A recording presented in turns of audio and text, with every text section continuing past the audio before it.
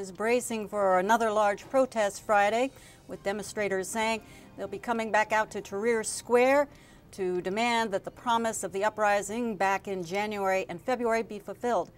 VOA correspondent Elizabeth Arrott is in the Egyptian capital and joins us now. Hi, Elizabeth. Hi, Susan. Well, first of all, what can you tell us about Friday's protests?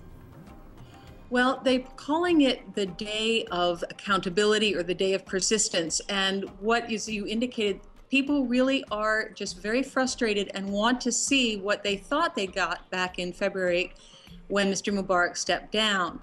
What's happened is, even though he's gone and the regime in theory is gone, a lot of the people involved in that regime still haven't really been called to justice on this. You saw this week 3 of his close aides being acquitted on corruption charges. You also have some other issues of trials where they've been postponed, and people are just getting fed up and want to see them move forward. Well, some of the worst disruptions this week was in Suez, and that's also a flashpoint during the protests earlier this year. What can you tell us about all that? That's actually quite connected, because the protests this week have been about some policemen who'd been accused of shooting people back in February, and they had been released. It was a fairly complicated court process, but the upshot was that these men were let go, and people are furious there. They really want to see some justice done. The Muslim Brotherhood says they're going to be involved this time. They haven't done that in a while. No, there's been a little bit of a division between the protest movement, the popular secular protest movement, and the Muslim Brotherhood.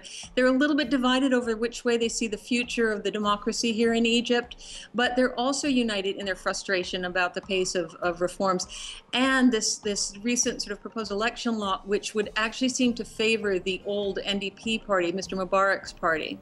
Well, what's the mood like there in Cairo? There are quite a few APCs around town, obviously in anticipation of Friday's protests. I think there's also, life goes on normally, but there's increasing frustrations just over prices, over other things, and various tensions are building. What you do see, for example, is a certain amount of jitteriness.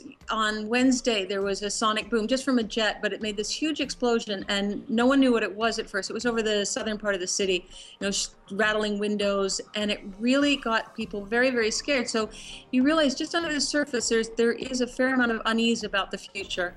Well, thank you so much for joining us today, Elizabeth. Thank you, Susan.